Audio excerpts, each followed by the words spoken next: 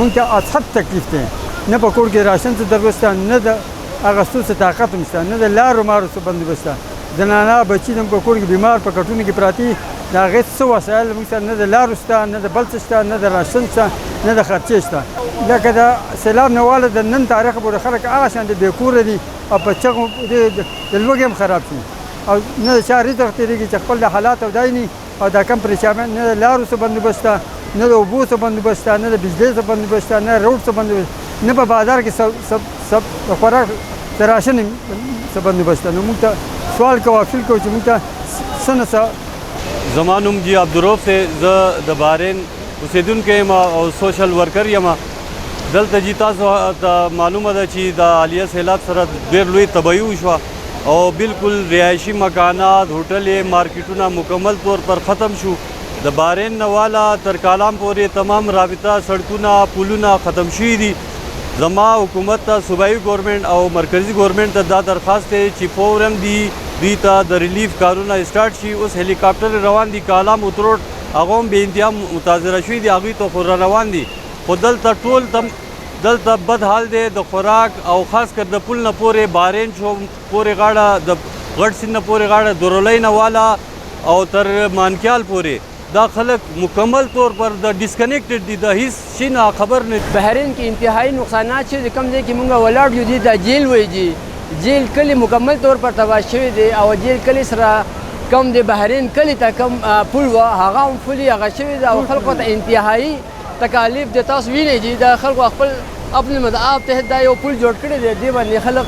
د قومي حکومت ته دا پرزور مطالبه ده چې د بحرین ته فلفور کم دلته خوراک هم انتهایی هغه او بحرین نه کم بر علاقې چې د هلته رسایي تقریبا ختمه شوې ده لارې نشته نو خوراک میډیسنز او نور دا کم کپړې شوې ده تموانې شوې ده انتهایی د قلت د زر تر زره ده ورسولی کم ځای کې چې موږ ولاړ یو نو دا داسې چې دا دې طرف ته که دوی دا کیمره دې سیټ ته وګرځوي دا کیمره دې سیټ ته وګرځوي نو دا زمونږ د بحرین بازار و دا زمونږ هوټلې وې دا که تاسو ګورئ نو دا زمونږ لینک روډ و مین روډ چې دی نو په هغې باندې دا سیند بهیږي او دا زمونږ لینک روډ بره دی تاڼې ته و زمونږ د بحرین دې کلي ته راغلی و اوس که تاسو ګورئ په دغه بازار باندې هغه اوبه بهیږي په بره باندې چې څومره علاقه ده د دې ځای نه تر د کالام اتروړه پورې تقریبا 15 ویلج کونسلې دي هغه 15 ویلج کونسلې چې اوس دي نو هغه بالکل محصور دي هلیکاپټر د کانجونه کالام ته راشن وړي خو امپاسبل ده چې هلیکاپټر به د کمه پورې چلیږي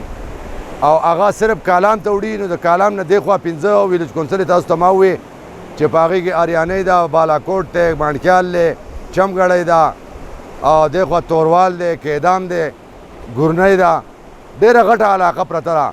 نو دا 2-3 ورځې خو د خلکو هغه چې کم په کور کې څه و هغه به زما په خیال سره چې نن یا سبا به ختم شي نو د دې نه وروستو انتهایی صورتحال موږ ته داسې ښکاري چې لکه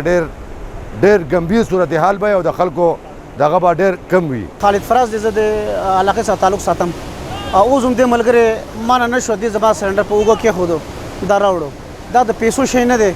او دا د نور سره تعلق شی نه دی لیکن د فی سبیل الله لپاره خلک دونه ځان ریسک اخلي او په دې ذریعه باندې دا زما د سلنډر دی اوس دا راوستی دی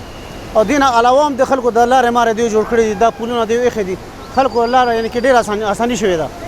لیکن موږ اوس صرف د حکومت نه دا مطالبه کوو چې زموږ کم چې ارباب اختیار دي هغه اوسه پورې د دې خلکو څخه تپوس نه کوو السلام علیکم دلته زموږ چې پوره ګروپ ولاړ دی او دا دویمه ورځ ده چې کوم دا پل جوړ شوی دی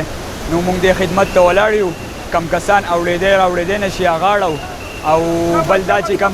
روټۍ انتظامات بل ډاکټر بل څه څوک مریض دي د هغوی د هغوی دغه هم کوو او زمونږ پوره ټیم دلته ولاړ دی